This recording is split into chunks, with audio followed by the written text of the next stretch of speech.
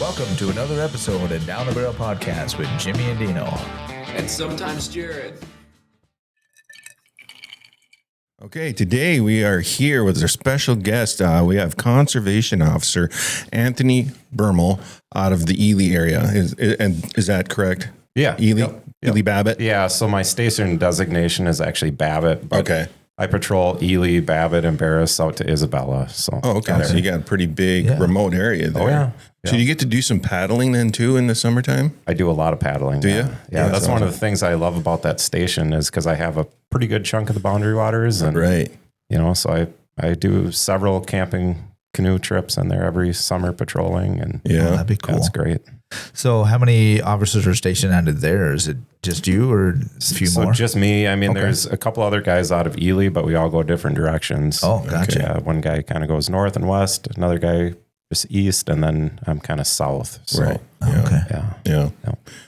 So how many trips you get to take in the boundary waters every year then? Last year, I think, was probably one of the best years I had. I did 6. You know, wow. And I'm talking extended trips, like really 3, 4, 5, 6 day type trips. So, you get to do legit boundary waters trips there. Yeah. Yeah. One of my favorites was a few years ago, Mitch Lawler. He's a CO down by Alexandria. We went through the academy together and are good friends. And he usually comes up and does a trip with me every year. And we did a through trip. So we started on the Ely side and then went right through the heart of the boundary waters and ended up coming out on Poplar Lake on the Gunflint Trail. Oh, wow. So cool. That's a haul. Yeah, that was a lot of fun. Yeah, I go up there. I've been going up there every year since probably 90. So I love it up there. And I used to do a bunch of trips out of the Ely area. Lately I've been up by Orr, but so I'm sure you're familiar with the Numbered Lakes. Oh yeah. Is, up to Alice. Alice was always my favorite. Have you been up there? Alice is good. I haven't been there in a while, but that was one of my favorite lakes. I spent a lot of time up there. And of course I'm working when I'm in there, but it's a little bit different work and I'm in there 24 hours a day, but I'm not getting paid for 24 hours a day. So you get some fishing. So I do bring the fishing pole. Right. We do try to save the state a few bucks and eat some fish. Oh, yeah. Alice, this year I did a trip in, I want to say maybe the end of May or beginning of June and had a spot there where we pulled some really nice walleyes. Like I said, it's been a few years for me, but as a kid growing up for about the first, I would say 15, 20 years, we always went up to Alice and I loved all the campsites on there and some of the good fishing spots on that lake. So yeah. And one of the things I like doing up there is just trying to do something, different. I want to kind of see it all and patrol it all. And of course I spend a lot of time in my station, which is more like Quishway River and Gabbro, Bald Eagle, Lake Isabella, that country. Which is actually, I love that area. It's great fishing, some nice scenery, and pretty busy in there. Right. Yeah, I mean, although it's changed a little bit, I mean, that fire, the last time I was up there was like the year after the fire. And that was interesting because, I mean, I like to do some hiking when I'm up there. And boy, you could get around everywhere after the fire and see some interesting stuff. Yeah, now it's, it's growing back a lot. It's starting to look pretty good, but, a lot of those trees that burned that were just kind of the matchstick, nothing left of them, they've all fallen now. So it was pretty tough walking around in there. Yeah, it was kind of tough walking around because, like I said, it was the year after the fire. And it was almost like those trees were a trap. You'd step on the roots that were burnt, and then their branches burn off to a tip. And you step on that and they'd come back and smack you. I got hit by those a few times. Those balsams, I think it was. Yeah. Oh, yeah. That was kind of dangerous after that. That was interesting to learn. Yeah. But the moose have done well in there, though. Have they? Yeah. After that? Oh, I bet. Burn, yeah. Well, that's good to hear. Yeah. I mean, because when I used to go up in the early days, we almost always saw moose up on like Insula and up in that Alice area. But then the last years we went up, which is in the probably mid 2000s, we just didn't see the moose anymore. Sure. So you're starting to have more sightings? Yeah. And we're kind of jumping around here probably from what your plan was. Well, that's normal. Yep, that's us. But yeah, so I started up there in 2012. That's when I came on with the DNR, and that was actually my first station. So I've been in the same place the whole time. But when I first started, it was like, all the moose that I was seeing, they were dying. I was either shooting them or they were tipping over and we were going to find them or whatever. A lot of brainworm, a lot of liver flukes and winter ticks and just things. That's when things were really on the downward turn there. And then it seemed like for a number of years, just didn't see very many, weren't getting them hit by cars, weren't getting them hit by trains, stuff like that. And then I would say in the last 5 years now, a few more getting hit by cars, and, the railroad stuff, that's like from the mine. Right. But they'll hit them from time to time. And it seems like that's kind of upticked. And I'm not seeing a lot of moose. Okay. But I'm seeing more than I did, And they look a little better? 5-10 years ago. Oh, yeah. I haven't heard of a brainworm moose in years now. That's great. I think the ones that are out there are, they're healthy. They're doing well. Yeah, because we've been seeing them around here just recently. Less than a month ago, we saw one over by Coleraine. Coleraine, and they were, and maybe it was the same moose. I don't know, but it was a big area, and people were making reports of this. Yeah, so sure. It's always nice to see them around here because they're pretty rare around here. So right. And this was bull moose too. Yeah. Yep. And then I know there was one that was hit by a vehicle up by an Otogo area just recently. I don't know if you've seen or heard about that one. I didn't. And that was a big bull moose. I didn't know bull moose got that. You know what? I did hear something about that. Yeah. Don't come down here very often to the office. Right. But last time I was in the office here, I heard somebody talking about that one. And it sounded like that one was maybe well over 50 inches. Yeah. I mean, I seen the picture and I was, it was hard to believe because, we see the moose there, the little bullwinkle things. And this one was impressive, but unfortunately it was hit by a vehicle. Sure. Mm-hmm. And I saw one, it was a pair, it was like a spike bull and then a big one just a couple weeks ago in my station there, just in a bog off the road, and that was a big one. I would say 50 plus. I've seen a few like that. Yeah, not very often, but man, it's fun to see those big ones. Mm-hmm. Yeah, it's rare around here. Yeah. So since we're on the moose topic, let's stick on that if you don't mind. Sure. So you work up by Isabella area. Yeah. Now, does that intersect with any of the reservation hunting land or the ceded territory? I think it's called. Yep.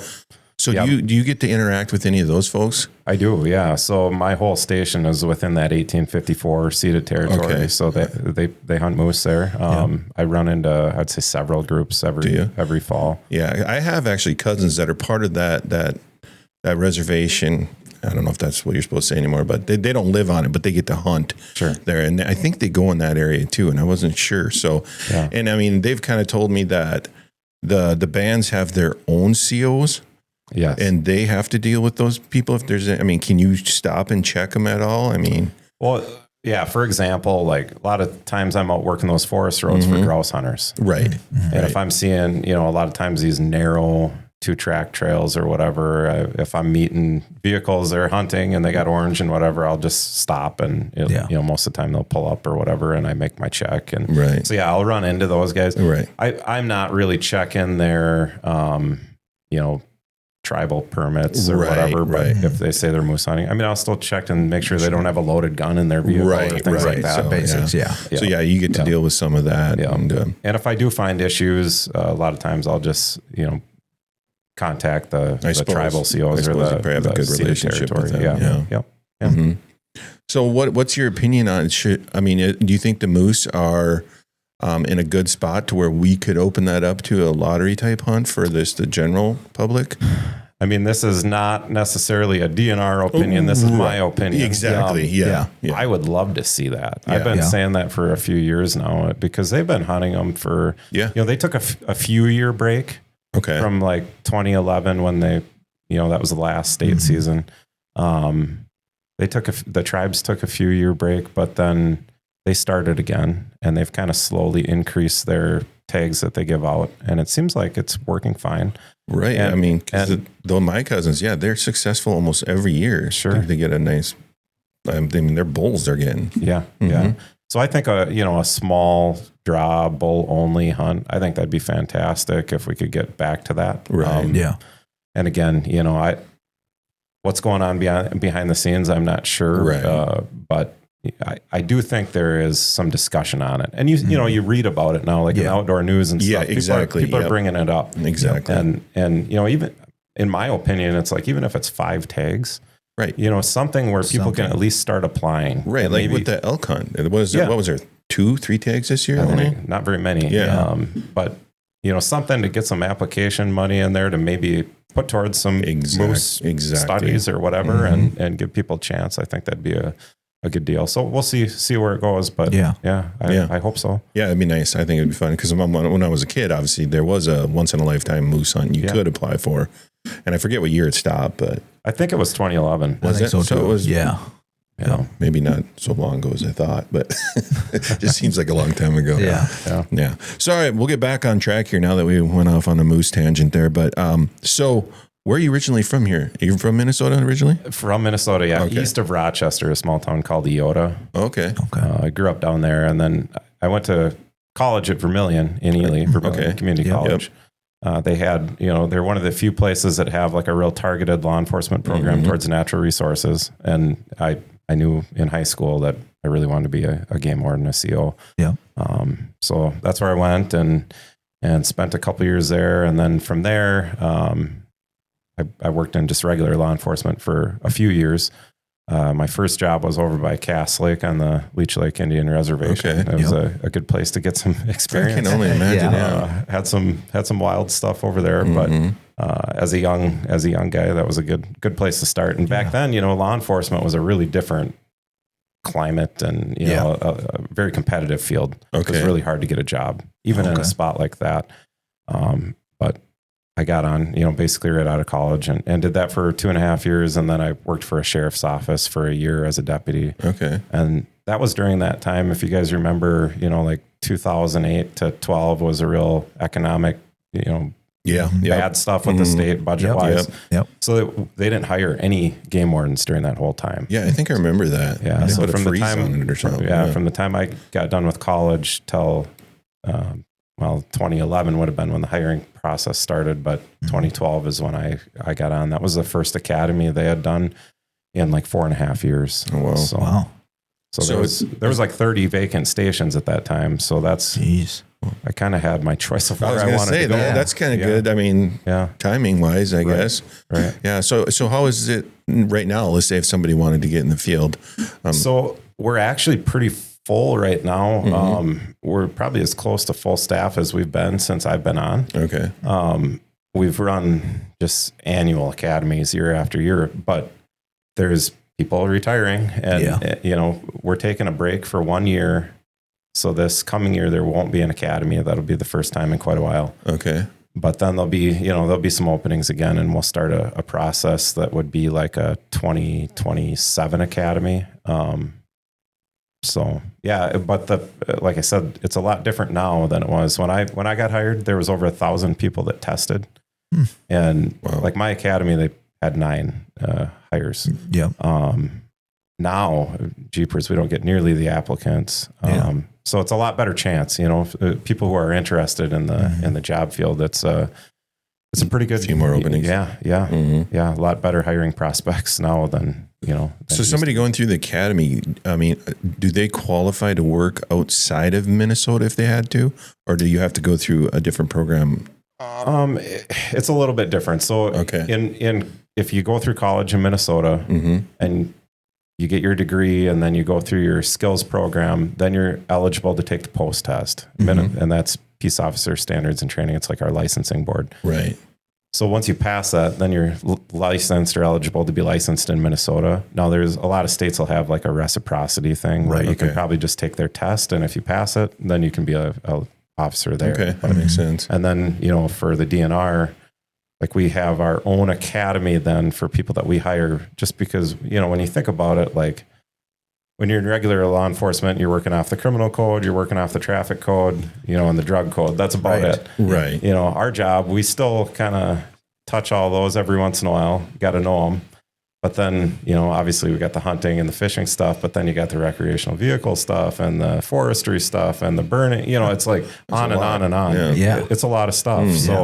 So we do a 16-week academy for people that we hire just to help get them prepared for all that kind of nuanced stuff that we do. Yeah. Just to even know. I mean, like today you came in the office with some information about spruce cutting violation, which I had never even heard of. So I hadn't either. I would have just assumed somebody's out there making cutaways for their deer stand if I saw something like that. Right. Yeah. It's always something. And yeah, that spruce top cutting, it's gotten really big, in the northern part of the state. And it's literally people just cutting small spruce trees, like the top, 2 to 5 feet. And then it's decorative material for Christmas, similar to like a balsam bough Christmas wreath. Right. But they're putting them in baskets and different arrangements, like at restaurants and hotels and all this stuff. And it's big money because people are, they're coming in and they're stealing it. Not everybody. There's a legitimate market. Right. But there's a lot of guys that are, there's a cash market there. And they'll just go wherever they can find them and they'll cut them and sell them. And so that's, that is, it's a good example of one of those things that, a lot of people they've never heard of it. And they think, okay, game warden, well, you're working hunting all the time or fishing. Yeah. And that is primarily what we're doing. Right. But some of this other stuff, like it's a natural resource and people are making money off of it. And so certainly we're putting, a lot of time and effort into Well, yeah, it's just something else you got to be aware of that, Right. The average person like me wouldn't even think of Who'd have thought who'd have thought there's a black market for spruce tops? Right. Right. I would have never thought. I mean, so wow. So that there is a lot there for sure.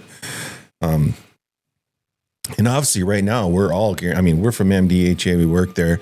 We're all gearing up for this weekend, which is opening weekend. So I can only imagine you're going to be putting on lots of miles this weekend. Oh yes. Yeah. So very, very busy. And, the deer season has changed up where I'm at a lot. Yeah. I suppose. From the, when I was going to college and at Vermilion in, like 06 to 08. And then when I first started back up there as a CO in 2012, there was a lot of deer. It was good deer hunting. Yeah. Things have changed. The populations are really depressed. There's a lot of hunting cabins up there, hunting shacks that, a lot of long tradition. And there's the last couple of years, there's been a lot of places that people just haven't even come, a lot of closed gates at shacks and cabins. You get out in that Isabella country and that is more moose country, but it's some of the most severe winters.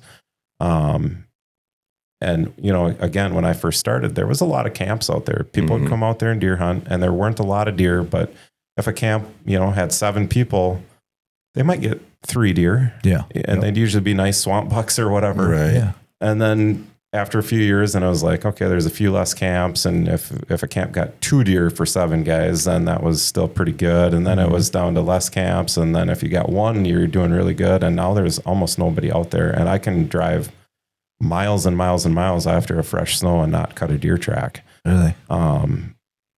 In certain places, I feel like the deer are starting to come back after a couple mild winters. Right. But yes, I mean, even with it as it is, like it's still super busy. Yeah. Obviously a big work time for us and putting the miles on the ground and in the truck. So no doubt. So do you get any time to hunt yourself? I do, not during firearms deer season. No, so you just get muzzleloader or archery? Archery. Typically, yeah. I have not hunted the rifle deer season since I've been a CO, which is fine. I like archery a lot better. Yeah. This year I'm going to do a special muzzleloader hunt. Okay. I've never hunted muzzleloader. This will be the first time for that. I love it. It's one of my favorite times. Yeah. But the last couple of years we've gone to buck only up there everywhere, remotely close to where I'm at. And that's, it's tough because especially as a bow hunter or with, I have kids now that are in that youth hunting age. Okay. And it's nice to have that option to shoot a doe. Yeah. And I love deer hunting, but I like bird hunting even more. Okay. And I have a great dog and it's like, they only last so long. So it's like any chance I get, I pick up a shotgun and so to have to try to put the time in to bow hunt a buck is tough. Up there, it's tough. Yeah. So this is actually the first year in probably 18 years I didn't even buy an archery license. I'm just going to try the muzzleloader stuff. Yeah. So do you get an opportunity to do a lot of bird hunting? Quite a bit. Well? Yeah. As much as I can, obviously the job's busy and then, I got kids that are in activities. And so we're doing that stuff and church stuff and whatnot. But yeah, I do quite a bit of bird hunting, grouse hunting, woodcock, duck. Okay. I do take a Manitoba trip each fall for waterfowl. Nice. And then I try to get out like a late season South Dakota pheasant trip. So Okay. All right. that's coming still. Yeah. That's something to look forward to. So how's the girls looking up there? They've been down this year. Really? You know, Yeah. the last 3 years have been excellent. Just absolutely excellent. This year it seemed like there was a decent amount of birds going into the season, and I'm not sure what happened. I'm not sure if it's, you know, probably a combination of things. Things usually are, right? Right. You know, potentially higher predator numbers. We did have a dry spring, so I thought it was going to be good reproduction, but then we did end up hitting a period where it just, I don't know, probably the same around here where it just rained. Yes, that's what we heard a lot of. Yeah. And we had several events, you know, and yeah, they were mid to later summer, but we had several events that were like really heavy, like kind of flash flooding, a lot of washout type stuff. And you just wonder if that ended up taking out some of those birds. I mean, I've seen some young birds this year, but just not the numbers we've had. Yeah. You know, in the past few years when I've been out patrolling, like I'll just see a lot of grouse as I'm driving around. Yeah. This year, I just have hardly seen any as I'm driving around. If you get out and walk with the dog, you still see some birds. It's okay, you know, but it's not what it's been for sure. Right. Yeah, I haven't had the opportunity to really get out and do much grouse hunting this year. I usually like to go in early December. Sure. And I did talk to some guys this past weekend that were from this Grand Rapids area, and they said they saw more birds when they hunted around here than when they came up north. towards the city. And then I've also heard like Northwest Minnesota was pretty good numbers this year, but that's pretty typical too. It's not a across the board thing. That there's, you know, pockets of good bird numbers. So what have you been seeing for ducks then? Actually, it seems like a little bit better this year than I've seen. Last year seemed terrible, but we didn't really have any rice last year. Okay. The water was high and there just was no rice. And that was probably, you know, personally the worst duck hunting year I've had in Minnesota. But this year has been actually really good. Not a lot of people out doing it, which I guess as a hunter is kind of nice to not have the competition. But, you know, it seems like where I'm at, you know, the first couple of weeks of the season, there's hunters. You know, you can get out, you can find hunters, and there's local birds, and it's usually pretty good. Mallards, wood ducks, you know, geese. Seen quite a few geese this year, more than I think I've ever remember seeing as well. But then when you get into the season, I feel like a lot of mornings I'll get up to go work duck hunters, and I'll drive and look and don't find any, you know. And then I'll hear like the next day, like, oh yeah, this morning they were banging away out here. And it's like, oh, well, I just, you know, so, but that's the way it goes. Yeah, I can imagine. But yeah, there's been some ringnecks coming through, you know, and it just seems like pretty decent. Yeah. Numbers of mallards and geese and even some teal hanging around this year. So yeah, I got to go duck hunting for the very first time this year. South of here. And we got some teal and some mergansers, I believe. Mergansers, And that was the first time I ever got to hunt, and I thought it was a blast. But then I've been hearing some reports around here, and I've been hearing that it's slow this year around here. Okay. But yeah, I don't know what birds are looking for or anything. But again, though, it just seems typical. Like, I don't know, you know, or that's kind of a traditional duck hunting mecca with Pelican Lake and stuff like that. And I'll talk to Troy Fondy, the CO over there, and he's like, man, I'm not seeing hunters. I'm not seeing birds. Ely, a lot of times seems like kind of not the duck hunting area, but like I said, I've been seeing birds. I've had some really good hunts and check guys with birds, and so they're getting you just never know. Right. But again, I think a lot of it has to do with the food, and we had good rice this year. Yeah. I suppose it varies the rice too, you know, in areas. Yeah, place to place, depending on when the rains come and how high the water gets. And So is it frustrating when, you know, you hunt personally? So say you go out one day, it's like not seeing a lot of birds. The next day you're checking hunters and there's birds everywhere. It's like, man. That happens. That happens. But you know what? So one kind of, I don't know if you'd say perk of the job. In some ways it's a perk.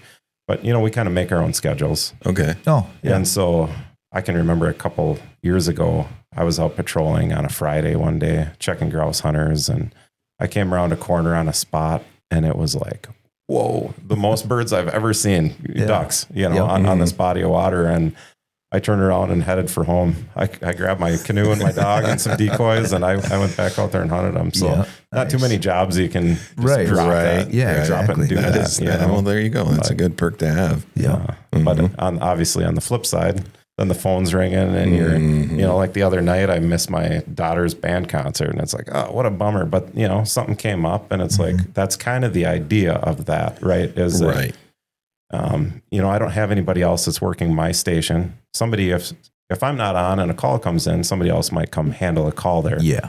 But we're really kind of the original community policing model, really, because, in my area, I'm the guy, and everybody in the community knows that, and they get to know you, and they have your phone number. And so I get calls, and if I'm not like gone or, doing something really important, I'll pick up the phone. And if it's something I can go deal with, I'll deal with it. Yeah. Right. So that's awesome.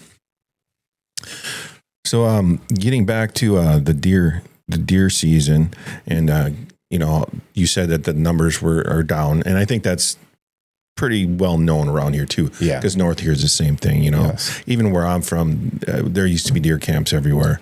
And, you go up there now and Dad is saying, there's nobody around, there's nobody out there, which is just blows my mind. And we know that it's caused by a multitude of issues. And the one we hear the most is the wolves. Sure. So, are you seeing a lot more wolves in the last 10 years than there ever has been? Or what is your take on that? Yeah, there's definitely a healthy population. Yeah. I would say that's definitely one of the main factors, I think. Yeah. It's interesting though, as the deer populations have gone down. I mean, I have seen a little bit of a downtick in wolves, but what I see a lot more of now is like the singles and pairs, the small groups. Yeah. Which really makes sense, because if they don't have as much big game to hunt, it's not beneficial for them to be in those bigger groups. Makes sense. And I see quite a few wolves. I obviously deal with I don't have a lot of livestock in my area, but I get a lot of dog attacks, wolves attacking dogs in people's yards and stuff like that, which is, obviously a bummer. And sometimes, so there's actually like a couple different wolf zones in Northeast Minnesota. So zone 1 is kind of, boundary waters over towards the Gunflint Trail, and the feds, the U.S. Department of Ag, they have federal trappers that will come in on some of these livestock depredations or pet depredations or things like that. But in that zone 1, they don't do anything unless it's like directly human threat type thing. Okay. Outside of that, if somebody's dog's getting eaten, cattle, whatever, they'll come in and they'll do some trapping, some control stuff. But yeah, I certainly do think it's been a big factor.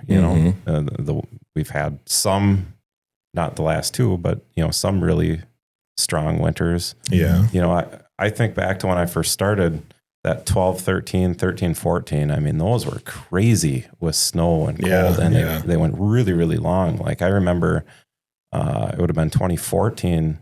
I couldn't even get on the water for fishing opener. There was still ice, so that's a long time. And I know they were doing some, deer collaring and wolf collaring studies and things like that. And they were doing some deer collaring, and a lot of those deer that got collared that spring just died because it got so long.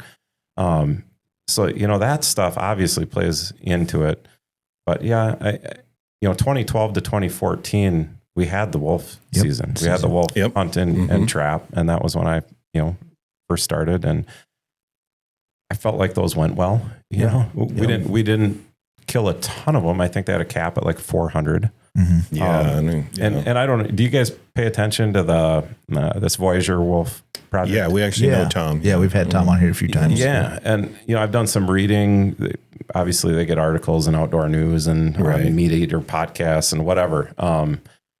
But I read one from those guys not too terribly long ago, and I'm like, man, that's good stuff. Like it's insightful. I think one of the things in that particular article, they were trying to clear up that they're not really, pro or anti or whatever. They're just doing the research. Pretty neutral. Right.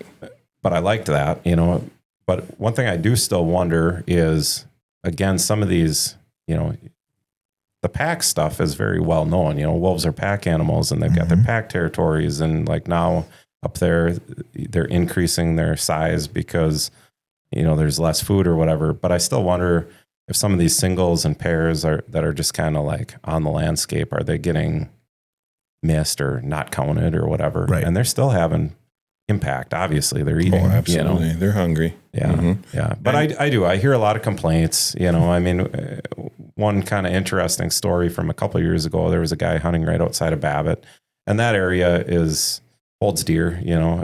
They've actually outlawed feeding deer in the city of Babbitt now by ordinance. Oh. Okay. But, for many years, there's a lot of feeding going on in town. So deer were coming in and out of town, and there's some nice habitat close by there. And obviously that area gets hunted hard. And, but a guy was sitting in his in his blind on opening day, and he shot a buck, and he's like, oh, I'm going to have a cup of coffee and then I'll go get it. And all of a sudden these wolves just like ran right past his blind, right to his buck. Yeah.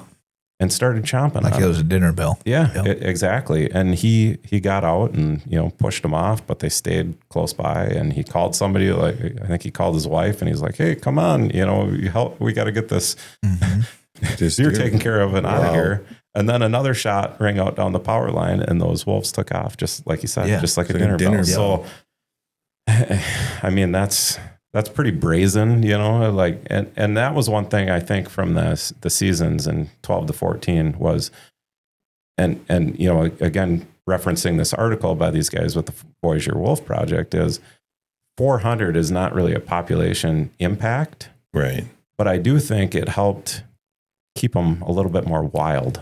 Kept that fear of humans in them a little bit more. I noticed that. It seemed like we weren't having the dogs getting, attacked in people's yards, and people weren't walking up to them or. Right. Well, I think they forget that they need to be leery, of us in our areas.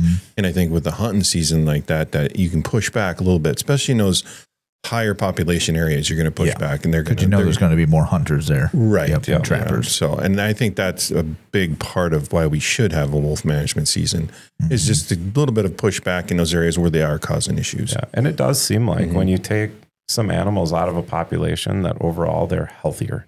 Right. Right. I've noticed that too. Like after they quit having that season, and it's, I feel like where I'm at up there by Ely, for most of, up until just recently, there was always kind of that enough of a surplus of deer that regardless of, hunting seasons and regardless of what was taken by wolves, they were always able to, keep the population, okay, huntable, decent. And now I feel like we've dropped below that, where it's, at least in some areas, it's going to be really hard to get it back.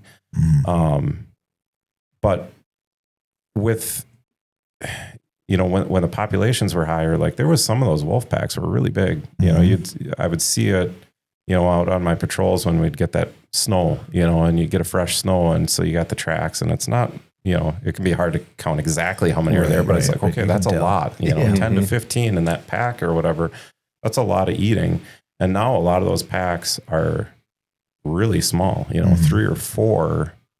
But again, I feel like it's because we don't have that excess anymore, which is. And I think people forget that too, is once those deer numbers do go down, the wolf numbers kind of follow. And I was reading an article, I don't know if it was in Outdoor News, it was just the other day, they said that the wolves in the Voyageurs area is taking a pretty hard hit these last winters, because they were easier, which makes it harder for them. Right. Right. How about the bear population up where you're at? I'm sure that seems really good and really healthy. So I'm actually on the DNR Bear Committee. Okay. So we have, it's mostly, wildlife managers. And then, in Grand Rapids here, we have Andy Try. He's like the head bear biologist for the whole DNR. And then he's got another person, Hannah Leeper, that works with him. So there's a couple people just totally devoted to black bears, and they do some collaring and different things.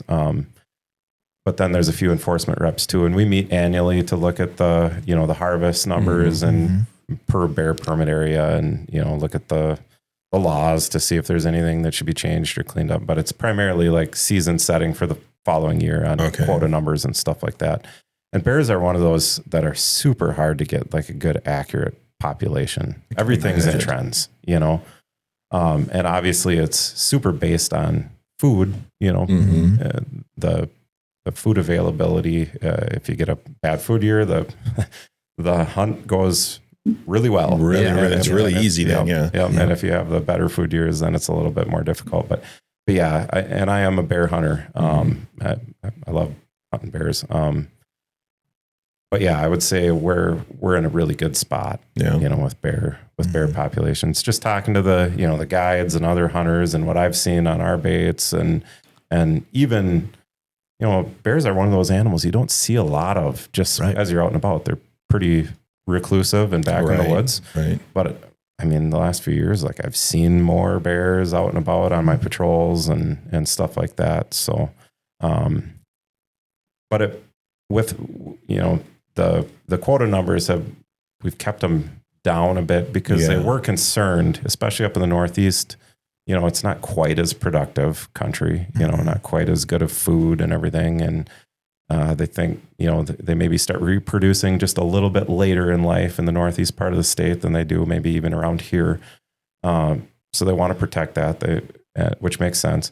But it does make a good quality of hunt when you don't have a ton of it. You know, there's that fine balance of how long's too long to wait to get a tag. Right. Yeah. But it is a good quality of hunt when you have less people in the woods, when you can draw a tag where don't have a lot of competition and people having baits right next to each other and stuff like that. Right. So, yeah. Because what you waited 5 years? 5 years. I did get my permit this year. I didn't get a bear because I suck at bear hunting, but it's just so busy that time of year. It's it's hard. You have to stick with it. You do. And I start solid, then I just get busy. So I did not get a bear this year, and it did take me 5 years to get a tag, where I used to take 3, but I just didn't have where I was hunting in just my little area. I usually have a lot of bear, but this year I just couldn't get them to come in. And a little bit I tried. So well, and sometimes too, you know, they'll kind of migrate around. They'll travel around. They don't stick as close as maybe, you know, even deer or something like that. And if there's better food somewhere else, they might just be gone for a little bit and come back. Or if you don't stick with the baiting, that can be hard to, you know. That was my downfall this year. Just, we had camping trips and it never fails. Just camping trip, always like the next weekend after I start baiting. And it's hard to keep it going. But it is. Yeah. My oldest daughter, she just turned 14, but she drew a tag. She actually got a surplus last year. This was her first time drawing, but she was able to harvest one. So that was cool. Fun. And we had bears on all our baits. In fact, it was probably the quickest that I've ever had bears, you know, find baits. Really? Like we set 3 baits out and I didn't even really finish them. You know, we got bait in the woods and signs up and got them registered, but I still had stuff I wanted to put out or whatever. But by that next day, when we went and checked them, there were 2 out of the 3 were already hit. Wow. So it was good for us. And, you know, there's a couple guides up there that I know well, and they're pretty much 100%. I mean, if people didn't harvest bears, it was because they chose not to, or they missed or something like that. Yeah. Like he said, they had Bisonette's backcountry guided hunts out of Babbitt. He said they had baits. They had bears coming in. They never even used them.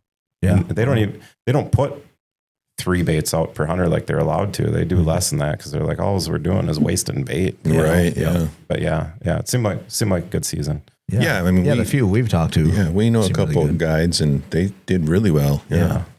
Didn't seem to have any issues whatsoever. I mean, I think I didn't see as many berries this year, but I mean, around here there was acorns and hazelnuts. So the food wasn't great, but it was, I think, better than, it wasn't as worse than it was before.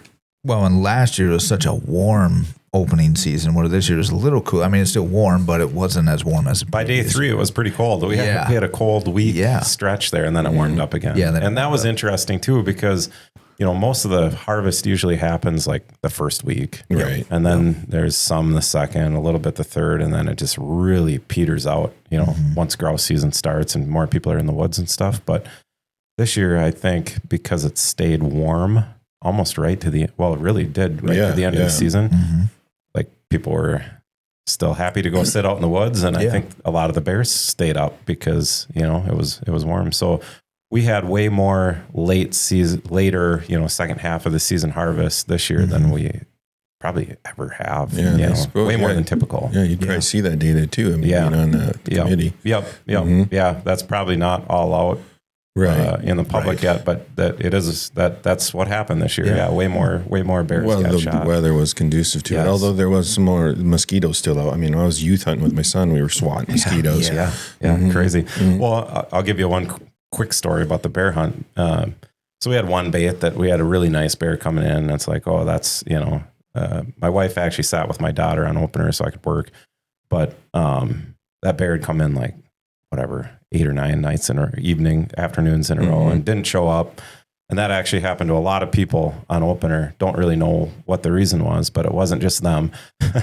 But we had another one that had a decent bear coming in real consistently as well. And I thought, we are never going to use this bait because the mosquitoes, every time you walk in there, were horrendous. You couldn't even bait it. I had to wear a bug coat and bug spray. It was horrible. I'm like, I don't even know why I'm baiting this spot. But then that cold snap hit on the third day, and that's where we ended up. We sat on that one, and she shot a bear off that one. So it turned out great. But it was cold enough that the mosquitoes were at bay. Yeah.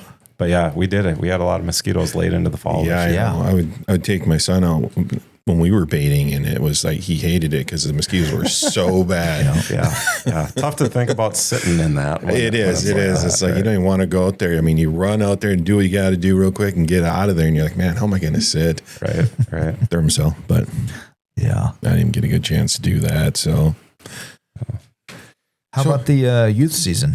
Did your kids hunt for the youth season for deer? Or? We didn't participate this year, but saw pretty low participation up this year. Okay. Yeah. And again, I think a lot of that just has to do with that being buck only. That's tough. I suppose up in your area. It's tough to, unless you got a really good spot, tough to bring kids out there to watch does, but I know of a few that, a few locals that were able to, their kids able to get some deer, but I did see, I just read the Outdoor News last night, this last edition, and I did see that the Northeast was up for youth hunting this year, but compared to what, I don't know, last year was probably really, really bad. Pretty bad, And so this year was, a few more people killing them. But we saw a lot of success photos sent to us from kids this year compared to last year. Yeah, overall, it seemed pretty good. And I know in this area, especially with our Itasca chapter, they had a lot of first-year hunters, very successful. So nice. So that seemed pretty good. Yeah. It's always good to see. Right. I love it to get the kids out there. And my son was not successful, so mine neither. We're going to continue hunting this weekend. Yeah, so hopefully we can get him something. And where we hunt here is in this area, and is in city limits too, so we got the disease management tag. So it's a little easier because we don't have to be as picky. So nice. So I'm hoping this weekend we can get his tag filled. So we'll have to see. Yeah, because that was, I know, one question we had.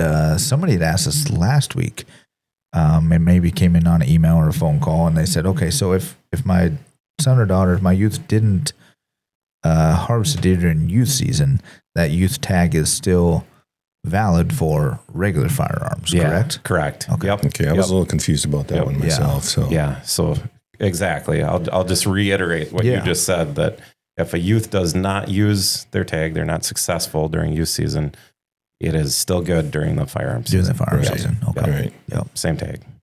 Right. And they have to follow the rules in the area they're in then. Correct. Right. Okay. Yeah. Then it refers back to whatever zone that is. Right. Yes. Right. Yes. Right. Yeah. So lottery zones, the youth can still take a doe without a permit, but buck only is buck only. Okay. Yeah. And that does make it tough. I mean, because up where I used to hunt as a kid, I can't imagine. I don't know if I'd get too many years out of my son, sitting up there now and not seeing anything. Yeah, it is tough. Like I said, my oldest, her 10 and 11-year-old year, we were able to go just a little ways south, and we got permission on a property, and she was able to shoot does during the youth season both those years. But then last year, when everything went to buck only, I said, well, if you get a bear, maybe we'll set the deer season out. And that's what we've ended up doing the last 2 years, which is unfortunate. Now my next, I got 3 girls, but they're all old enough to participate in the hunt now. Mm-hmm. And it's like, I'd sure like to, and yeah, not that there's anything wrong with teaching them a little bit of patience, but it is harder with kids, especially if all you're going to see is does, to be able to say, I can't take one, even though, but yeah, it's tough. It's the way it is. I mean, there's the kids got so much going on these days, and and that's part so of it many too. things taking their attention. Yes. It's like, it's tough to get them out there and sit for a season and not see or have any success. So I can totally understand where we go further south. So our kids have pretty good opportunities and even where we hunt. So, but if I was hunting up in, the Togo area, that'd be tough. Yeah. Yeah. I can imagine, because it is buck only up there. So, right. Mm-hmm. I'm sure that's probably a lot of questions you get as well. Just like, just about deer numbers and what do you have input into it and stuff like that, Yeah. I mean, the local wildlife manager out of Tower, they get pretty much free reign for season setting and permit designations and stuff. And like there, it's Jessica Holmes. She's the wildlife manager out of Tower up in my area. And she'll solicit feedback, she'll ask us what we're seeing and things like that. But I mean, I don't get a lot of input, you can give your 2 cents or whatever and kind of see, let them know what you're seeing. Yeah. Well, I mean, you're out there probably more than anybody, I would imagine. I mean, you're out there every day. So you probably are getting a reference anyway. Yes. Of what's going down. Correct. Mm-hmm. And one thing, you probably see it around here too. I wouldn't think it's a unique thing to Northeast Minnesota, but it seems like every town or every little bit more populated area, that's where the deer populations are. Yep. Oh yeah. And again, a lot of it I think has to do with feeding, but there's also gardens and, apple trees and all these attractants. And then I think they also feel a little bit safer from the wolves. Yeah. Sure. Yeah. But like in Ely right now, jeepers, there's all kinds of deer. There's lots of deer in town. You get out of town, very far out of town, not so much. And there's literally pockets where it's like, man, there's just nothing. Yeah. But then you get into some of these other areas. Let's just use Eagles Nest Township, for example, by Bearhead Lake State Park. Mm-hmm. That's another area. It's a little bit more populated, lots of houses, lots of cabins, probably again, some people feeding, and you have deer there, Right.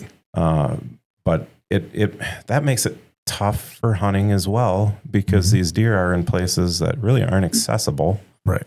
And it just doesn't seem real natural. Another thing that I notice up where I'm at that, I'm a little concerned about is ratios. We have so many does compared to bucks. Really? Okay. And it's just really rare to see bucks, even when you're driving at night in the ditches, now they're out, right? There's stuff starting to move. And it's like, you see does, but you see so few bucks. And like a couple of years ago, would have been in December after we, got good ice and some snow, and I was do a lot of patrolling on snowmobile. Right. And like Birch Lake, that's my biggest lake. It's a reservoir, but it's 18 miles long. Yep. And there's snowmobile trail that, staked down the center of it. But I was riding snowmobile down there one day, and it's like, it's not uncommon for me to see a wolf kill a deer out there, carcass, and they clean them up pretty quick. But I saw something sticking up. I'm like, what is that? And I went over and with the snowmobile, and it's like nice 10-point rack, like a really, really nice deer. And it's like, wow, that's what the wolves are taking. But I suppose they get so run ragged during the rut and everything. They get worn down, and then they're vulnerable. Yeah. But I get a little bit concerned. I really do think in places that there are some does that are not getting bred just because there's not many bucks. Not many bucks. Yeah. Mm-hmm. Yeah. And that makes it tough for them to rebound, Right. Yep. Right. So I don't know what the answer is, but it's definitely something I've noticed, Yeah, for sure. Yeah. And with that, I don't think there's a lot of people anymore everybody wants a buck, obviously. Right. I think in certain areas as well, there's not enough people that are harvesting does when they very well could be. Sure. Sure. So obviously that changes some numbers, for the wildlife managers and everything like that too. So Yeah, they don't harvest. I'm from up in that area, and it's always. I don't remember a time it was anything other than lottery or buck only, really. I mean, there might have been a few years where it was hunter's choice or something, but yeah, since I've been on, we had 1 year, I think it was maybe like 2015 that we had a hunter's choice. But other than that, it's always been like a low number of permits for lottery or this buck only. Yeah. And like you said, we just don't have the archery hunters up there. Right. I mean, I did when I was younger, but it was tough, Yeah. So I can see where it would be a difficult thing. But yeah, I wonder that too, because whenever I go back up north to visit Dad too, it's just does everywhere. And that's all he sees too. And he's like, well, don't even know if I'm going to hunt this year because I can't, all I'm seeing is does on camera. So I can't shoot anything. So yeah. And everybody wants venison, which it makes sense, so you can't blame anybody for shooting a legal deer. Right. But yeah, you crack a deer and it's like, well, if there's still does to be bred, there's one less buck to breed those does. Right. Right.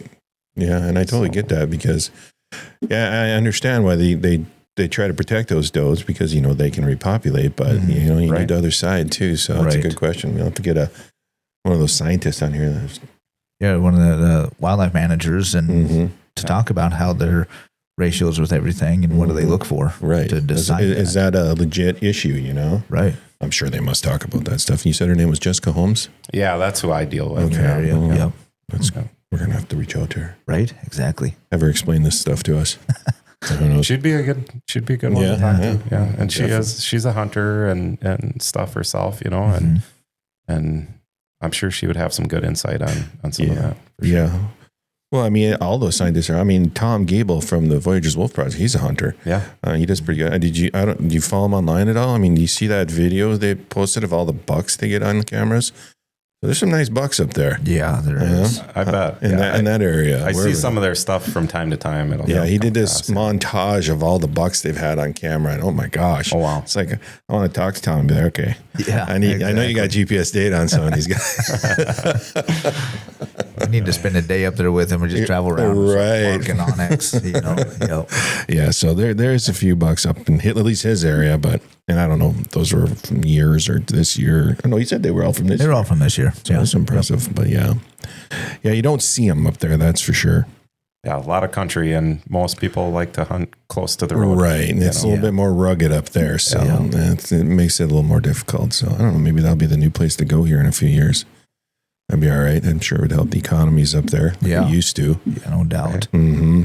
So yeah, so I know obviously we've talked about the deer, the animals. You do a lot of, I suppose, ATV stuff too, and snowmobiling stuff. Yeah. So I mean, you got all kinds of things. And what you said you're not seeing too many deer camps anymore, but you still must have some up there. Yeah. Because I know right now we're talking a lot about deer camps at MDHA. It's just something that has always been a part of the tradition, and so I mean, there's still some people up there doing that still. Oh, for sure. Yeah. For sure. And there's areas that are basically nothing but deer shacks and camps, down these roads. And there's, some, like I said, some are not being visited like they used to, but most of them still are. And some people coming and doing the wall tent thing and stuff like that. Really? So you're still seeing some of that? But that was more what I was seeing like out in that Isabella country when I first started. And now it just not many people out there. And I don't blame them. In fact, I got one that really sticks with me. This was probably 4 or 5 years ago. It was about the end of the deer season. And I was driving down the Tomahawk Road out towards Lake Isabella. And Forest Center was a logging community back like in the 50s. There's a sign up at that Lake Isabella Boundary Waters entry point parking lot, kind of with the history of Forest Center. And I ran into this old guy coming down the road. He was probably in his 70s, and I got out and talked to him, and he just seemed so forlorn. And he told me that he had grown up in Forest Center, so he'd been coming out there and hunting all his life. And he said, "I'm not coming back." And I was just like, "Oh, wow." But it was because the deer were just gone out there. Yep. So, and again, that area, that country, it's almost all public land, just vast tracts of public land and forest roads. And it's not really deer country, but they cut out there and stuff. And so There always was some, but yeah, now it's people aren't showing up to deer hunt that, almost ever, and one thing I see a little bit more of now, I never saw grouse hunters during deer season, but now I will. I'll see some people out, especially if the weather's decent. They'll go out because they're like, I got a better chance. A little bit more productive. A little bit more productive. I get it. And when there was people deer hunting out there, I think people just kind of were courteous and just stayed out of there. Right. I mean, obviously it's public land. They had the right to go grouse hunting, but they just didn't. Right. Because there's people deer hunting out there. And now I think, slowly people have realized like, oh, there's not really people deer hunting out here. So we might as well go grouse hunting. Yeah. Yep, exactly. But, and like you said, it was a little bit more productive. So yeah. And like I said, I don't think that's ever been like great deer country, but what it is right now is it is sort of sad, just barren, Yeah, barely deer country. Yeah. Which, leads us to, maybe we should have a limited wolf season, a limited moose season. Might bring some hunters back in the woods. Yeah. I mean, and it's interesting. Like where I'm at, it's obviously a destination. People come up grouse hunting, destination for the boundary waters and fishing and camping and bear hunting and snowmobiling. You brought up the ATV stuff. That has really exploded. Yeah, that's why I brought it up, because in the last 5 or so years, tons of trails have been built and have linked stuff. And the ATV and side-by-side activity is crazy. And it's very good for the economy. It can be a little bit frustrating for hunters sometimes. You get grouse hunters. It's like, man, I can't get away from these side-by-sides. So there is some of that. But so there's still a lot going on. Certainly I think there's an opportunity potentially, down the road. Hopefully we maybe have some of these other things you mentioned, but obviously it's, some of that, you hope that everything is managed scientifically, biologically. Right. Yep. And not emotionally. It's not a secret that some of this stuff is fairly emotional and political. Yes, absolutely. But we see it all the time with the wolves. So, that's the question we get all the time. When can we hunt wolves? When can we do this? What are you guys doing for a wolf season? It's like, man, right. It's kind of out of our hands. I'm sure you get the same questions, Correct. Yeah. And at least, we can advocate for it at the Capitol, which we do, push every year. It's just like, well, here's the right way to do it. And, we always hear the wrong way to do it. I mean, even today, we were on social media is the worst, Yeah, we had to hide quite a few posts. Yeah, I posted from the Wolf Report page today of a report up in Ely of a wolf sighting. And, right away we get your standard comments, which I know you've heard them all. The smoke a pack a day. Yep. Yeah. Although they forget that last part on the shoot shovel. They should just change it now to shoot shovel on social media, because that's all they ever do. It's like, really? Right. I would think most people that are sharing the shoot shovel and shut up are not actually doing it. Because, like you said, they forgot the last part there. Yeah. They just think it sounds cool, I think. So we hear that. I'm sure you must get the DNR has entered the chat. Now, I'm sure there are some people that probably are taking care of some of these, but there are. I'm sure it's not to the level that some people are trying to say that it is. Right. Yeah. Absolutely not. The ones that think they're tough online, they'll write it, but they would never do it. Well, no, but they shouldn't. They're going to be a keyboard warrior like usual. Right. So, but I'm sure you run into plenty of complaints. Well, if the wolves are up there eating at pets too, I can totally understand why that would make somebody extremely angry. Yeah. I'd be pretty upset if it was my pet. Right. Exactly. Anybody can put themselves in that shoes and it would be upsetting. Yeah. I totally understand it, especially when there's really nothing they can do. I mean, other than call you. Right. Right. Yeah. So I completely understand that. But you brought up I brought up the ATVs. So, I mean, what are you seeing with that? I mean, what is the biggest violation when it comes to the side-by-sides and ATVs? Is it just stupidity or? I mean, certainly like the accidents have gone up just because of the usage. I suppose. So that, that's still the speed, the typical speed and drinking thing. I mean, that's kind of standard forever with snowmobiles and now ATVs. But I think just on a day-to-day basis, probably what I see the most for violations is like youths without helmets. Okay. That's a big one. That's a kind of a focus statewide because it's obviously a safety issue. Mm-hmm. And it does seem like a lot of these accidents where people are getting hurt and, kids dying and things like that. It is a lot of times it's youth operation and Really? may not have helmets on and things like that. So What is the law with the youth helmets? So everybody under 18 has to wear a helmet, driver or passenger. It doesn't matter if it's a class 2, the side by side with the cab. Occasionally we'll see like these little kids strapped in car seats, and that's like, I understand why people are doing that, but legally they have to wear a helmet. And these machines are not crash protection, No. They're, maybe obviously better than if you're just riding on like a straddle seat, but Right. so that's a little bit tougher one because it's like, I understand why you want to bring your baby with on a side-by-side ride, but until they can kind of hold their head up, Probably not a good it's idea. not a good idea. Right. No. Right. And again, we do take the youth stuff pretty seriously because it's safety stuff. Well, you could save their lives. Yeah, absolutely. And kind of seems to go in waves, but just parents allowing their younger kids to go out and use these and ride them on the roads to their buddies. And, I've heard the excuse so many times like, oh, well, at least they're not home playing video games or doing drugs. And it's like, yeah, I agree with that. But at the same time, that doesn't give you the right to just let them go break the law, you know? You're right. Yep. Or- So that's kind of one that, it's sort of the never ending battle up there too. I suppose, yeah. Because it has become so popular. It has. It has. But for the most part, I'd say that's a pretty good, pretty solid group, and I'm not seeing many, like unregistered machines and stuff. Well, yeah. If you can afford a side-by-side these days, you can definitely afford the registration. Right. Those things are crazy expensive. Yeah. Mm-hmm. I have an unregistered four-wheeler in my house, but it doesn't go anywhere other than my yard. Yeah, mine's so old I can't take it anywhere. So Yeah. it's not that reliable. Tires aren't good. It doesn't go on any trails. It stays in my yard. I know when my son was like, hey, can I ride down to so-and-so's? I go, no. Well, why not? I go, well, for one, it's not registered. For two, you're not going on the highway. For three, you don't have a helmet. So I was like, nope. See, that's good We'll parenting. drive you down. Right, yeah. Yeah. No doubt. So I know you said you were a bear hunter. Is that your favorite one to eat? It's right up there. Really? I really like. Really? We really like eating bear. Yeah. Yeah.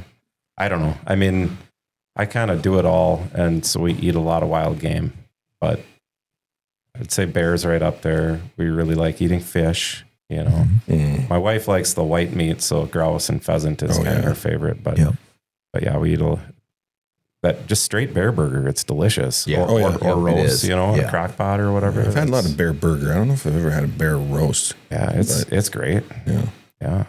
And I feel like every time I talk to somebody that's like, no, I don't like bear meat, it's probably because they had a bad experience with how it was processed. Yeah, and you hear that over and over. It's generally the case. Yeah. I mean, obviously, if you don't get at those things right away, Yep. it can be, fat starts soaking back in. And and that time of year, it's still warm. It's hot. So you got to take care of them quickly. Yeah. Got to have a plan for after the hunt. People forget about that sometimes. Correct. Especially when this weather's staying warmer. Yeah. Although I think it's looking like it's going to be a cooler weekend this weekend. I think they're going to see a chance of snow. End of the week looks quite cold, and then maybe a slight warm up, maybe a little bit above average. But I mean, I feel like I was just thinking about this driving down here today that, most that week leading up to deer season when I'm out looking around in the woods and stuff, it seems like a lot of the time we end up getting some snow that sticks. This year it doesn't really look like that's going to be the case. But I can also think of a couple openers where it's been like 70. So right. I mean, just only a few years ago it was. I was like warm. in my t-shirt in the stand. Yeah, no, this one's looking. I think it's going to be good. I've been seeing lots of buck activity this past week. Yeah. So I'm hoping we're not missing the best time. Come fire during this week, right? Because I just haven't had a chance to get out with the bow, so I'm really hoping at least the kids, if not me or you, the kids can get out there and have some fun. No, you're right. This week I've definitely seen the activity upticking. Yeah, me too. And even a few bucks. Yep. Oh yeah, I've been seeing probably more bucks this week than I have does even. So sure. So it's looking good. I'm just hoping it holds out, and I think with that cold weather coming in on Saturday, it might be just we might have a great opener. Yeah. That's what I'm saying. Yeah, I think so. That's my guess. Not that I'm anybody. Probably when all the ducks are pushing through. Too. Probably. Right, it's all going to happen at once. It's all going to happen at once. Yeah. So what season do you probably, I don't know, dread, but not look forward to the most? Is it deer hunting or Is it fishing opener? Is it fishing opener, people in the woods? Gosh, that's a tough one because like I like my job. Well, yeah. Right.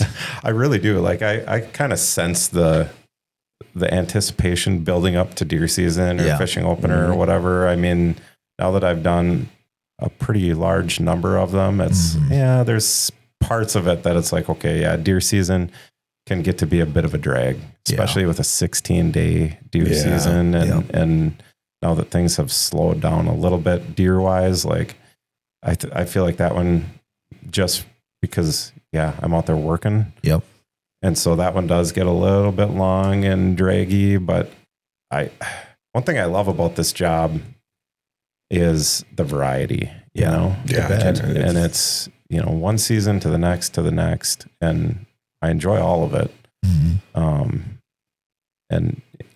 being able to get on the snowmobile and being able to get in the boat and in the canoe and all that stuff. And so, but you do, by the end of each season, it's kind of like, all right, I'm ready for the next one. You've been sick of asking those same questions over and over again. I suppose I want to ask them new questions. You get some of that, but and with deer season, like probably the first, up until just the last few years, I've dealt with a ton of like hunting over bait. That'd be like my number one violation that I've encountered up there during deer season. And I feel like, a lot of the spots that maybe were good candidates to look at, I've looked at them and caught a lot of the people doing it. Obviously, there's still some of it going on. I'm not dumb to think that I've caught everybody or whatever, but that was always kind of exciting, like kind of disappointing that people are doing that, but kind of exciting to go out and find those. And like I can think of a couple years, I had one in particular, kind of in that Embarrass area where I had 15 baited stands on 10 different properties within 3 miles of each other, all lined up that I had found prior to opener, that I was like, okay, so opening morning, it's like bang, bang, bang, bang, one to the next, to the next, to the next, season guns, writing tickets. That year I seized just an absolute monster buck that had gotten shot over bait. It was like the last one that I had to go to, and I just stopped for a minute to like drink some water or something, and I heard a shot, and I'm like, that's where that came from. Yep. And I waited 15 minutes, and I went there and walked in, and these two guys are all just on cloud nine, and we're shooting this huge buck, and it was literally dead right next to the bait. Oh gosh. And I'm like, oh, great buck. What's that? That's a sweet apple salt block. It's like, well, guys, and then it sinks in, and it's like go from the highest of the highs to the lowest of the lows, but, I mean, that kind of stuff though, it just really goes back to the firearm safety, right? Like of just these ethics. Why do we have hunting laws? Safety, conservation, fair chase, and that fair chase aspect of things like baiting, and statewide, on a statewide level, that's been the number one deer hunting violation for a number of years, and it's well publicized.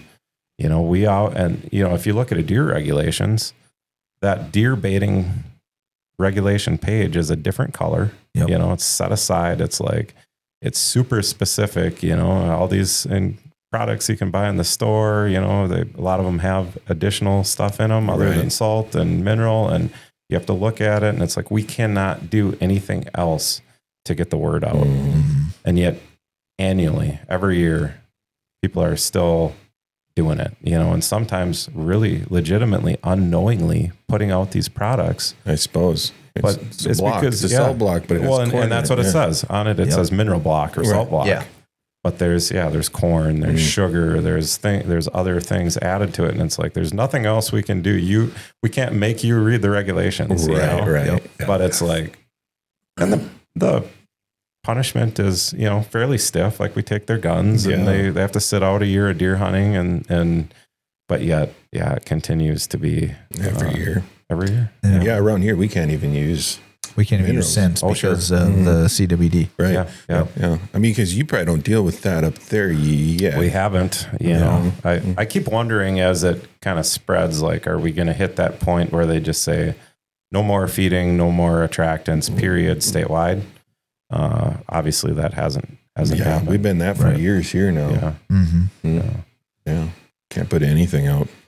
Yeah. But yeah, I guess, you know, that's some of the most time consuming work that on deer season, and also kind of some of the most interesting, and I think some of the most impactful, because again, those people that are doing that, especially a corn pile or an apple pile, it's like, that's really blatant. Yeah. You know? That's brazen. Right And there. it is screwing everybody else around you. Yep. Exactly. Yeah. And like you said, there's been the law for years. Yeah. I mean, you've never been able to do that in Minnesota. You used to be able to know. bait, but I mean, we're talking 80s or something. yeah. You know, Sure.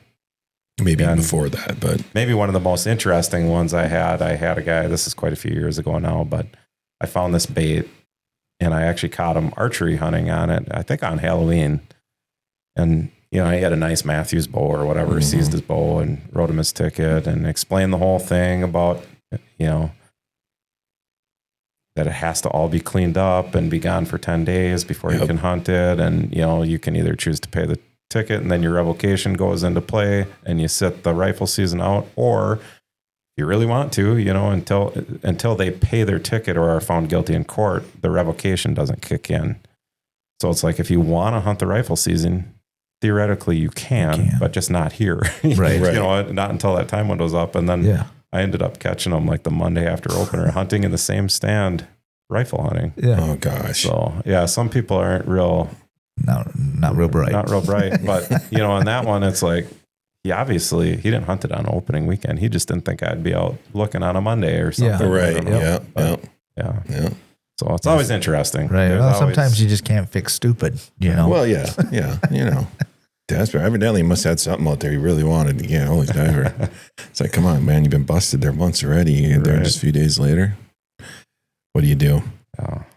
So I know we could, we're over an hour now. We can let you go. But I know that there's a story, at least I'm fairly certain, with the moose. Yeah. Can we tell the moose story? I mean, because you just dropped the antlers off back at the office today.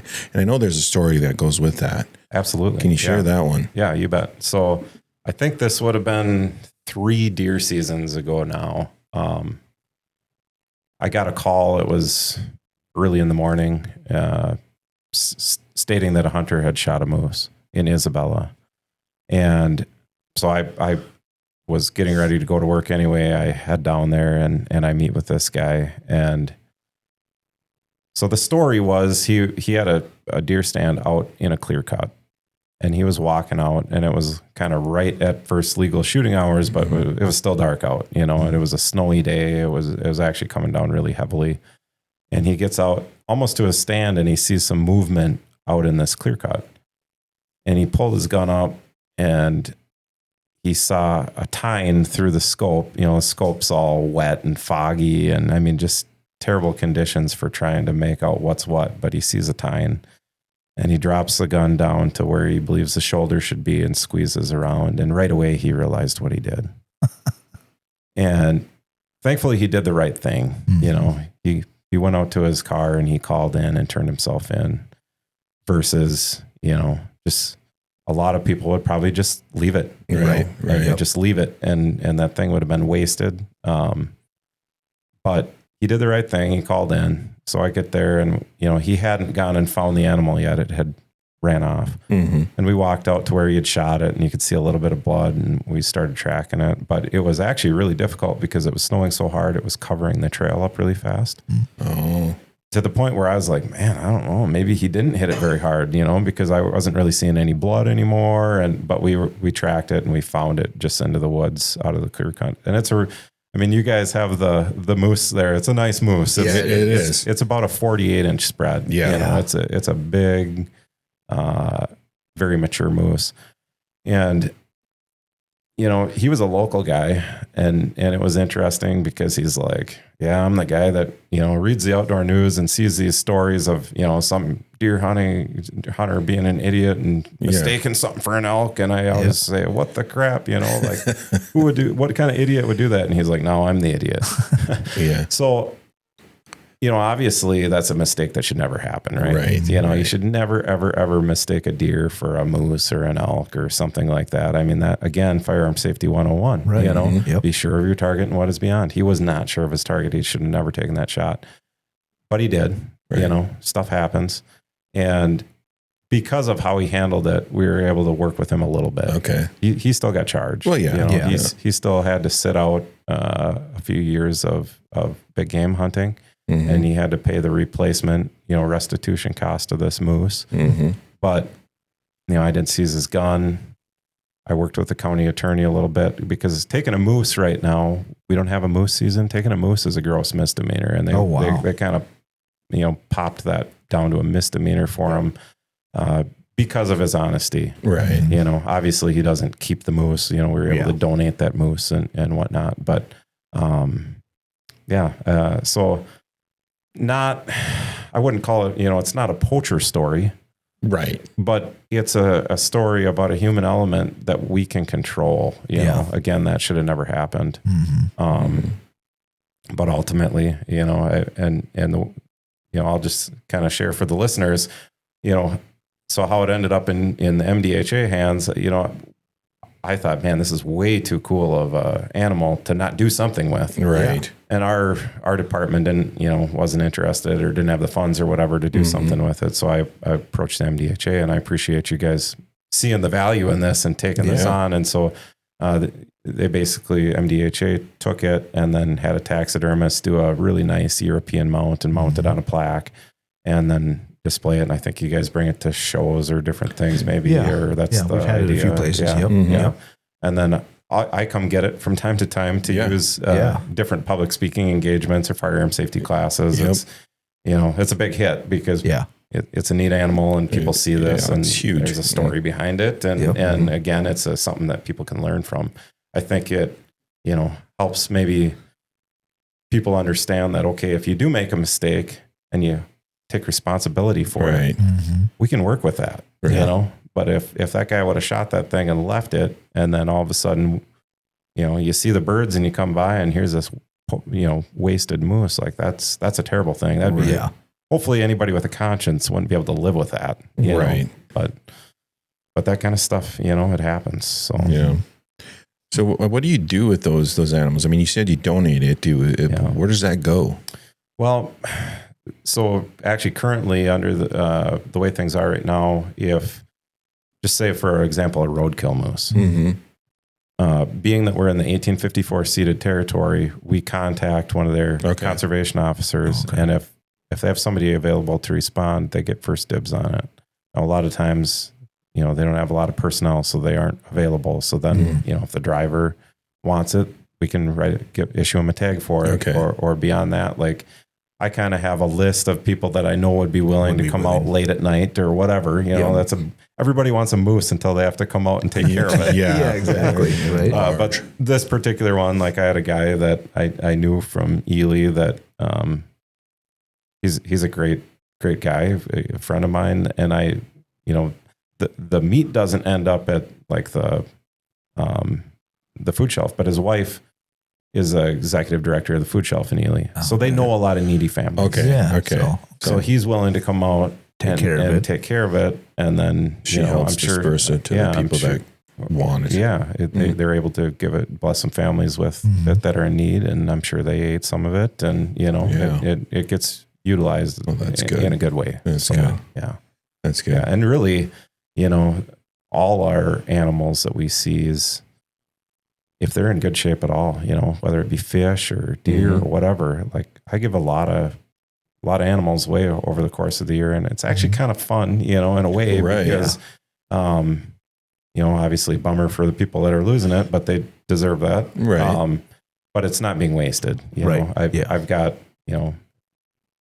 few fish, I can bring it to an old neighbor of mine that, appreciates it, or, bigger quantities of fish and things like that. I've brought across over to assisted living near my house, and That's great. And the old ladies are always like, "Oh, you bringing this time walleyes?" You know, like they appreciate it, they like it. So No, that's awesome. we always try to, you know, it's almost the Robin Hood philosophy, right? Right. Take from the greedy and give to the needy, Yep. and give it to people who appreciate it. Wow, So, yeah, it's much better than letting That's it go cool. to waste for sure. Right. Yeah. Yep. Yeah, so I suppose we should. I know you're a busy guy, and we'll probably let you go. But before I let you go, I mean, obviously, we mentioned that this weekend is firearm opener here in Minnesota for Yes. deer. Do you have anything you want to tell people right now? I mean, because this will be out before our opener. So, Okay. what do you want these people to know? Sure. Well, hopefully everybody enjoys it. Obviously, this is going to be the kind of the canned answer, but safety, right? I mean, it is important, and it's a good reminder because anybody can get complacent. And if you've been out in the woods for years and years and years, a lot of times you probably haven't picked up a regulations book for a period of time. Maybe pick that up and look things over, at least the what's new section. Make sure that there's nothing that has, changed that you're not aware of, because things do change, especially with the permit area designations. That would probably be one of the biggest things I would like, people to be reminded of, is get that. Look online or get that fold-out map and look at what the permit area designations are, because they do change. And that's certainly something I've seen over the years where it's like, oh, well, last year it was this. Well, you didn't bother to look this year? No. Or the other thing would be, look at your licenses and make sure you got the right thing, because something I see very often over the years is people go to a gas station or something like that. They'll ask for, a doe license or a deer license. And if the person behind the counter doesn't know, Right. they might find something on the machine that looks like the right thing, and they'll print it out. And if the person buying it doesn't look at it, they may end up with something they didn't expect. Right. All of a sudden they got a bonus tag instead of a regular deer tag. license, or, something like that. So I just encourage people to, be safe, but also look at those regulations and look at your licenses and just make sure you have the right thing, because it does fall back on the hunter. And Right. So, And if they have questions, because I know I've been through the reg book, I mean, as we all have, and it's like, who writes this? I don't understand this. So I'm sure, call in, your local CEO and be like, hey, can you explain this to me? I'm sure you guys get that all the time. We get a lot of questions like that, and that's great. I would much rather have people ask the question than, Right. Ask try to before. deal with it Ask afterwards. before. Yep. And then obviously we have like a staffed info line for the DNR too that can answer a lot of questions, but Help with it. I don't mind getting calls. Sometimes we get a little bit bombarded in these busy seasons, and so if we don't answer, leave a message, or like I said, maybe try that info line if it's just a general question. Yeah, general. Yep. Right. Yeah. Awesome. Well, I suppose we can let you get on your way. We appreciate your time. Yeah, and, thanks for coming And we down. can have you back sometime, talk about some more stuff, because I'm sure I know I probably forgot to ask you some stuff. So I think it'd be great to just have you back again. Just some cool stories, wild stories, stuff like that. Oh, that'd be fun. So we really appreciate your time, appreciate what you do, and hopefully your deer season isn't too horrible. And well, here's the way I look at it. Like, again, it's not great when people are out there breaking the law, but I know there are people, right? So it's nice. Like, I like catching people, right? Yeah. Because I know there are people out there doing stuff they're not supposed to. So you hope that when they are, I'm in the right place at the right time. But I appreciate that. And thanks for having me on, guys. We appreciate it. Yeah. So you hear that, Ely Babbitt area, watch out, follow the Look laws. out. He's looking for you. He's going to get you. All right. Thanks a lot, Anthony. Yep, thank you. Yep. The Minnesota Deer Hunters Association has been building our hunting and conservation legacy over the past 40 plus years through habitat, education, advocacy, and legislation in Minnesota for Minnesota.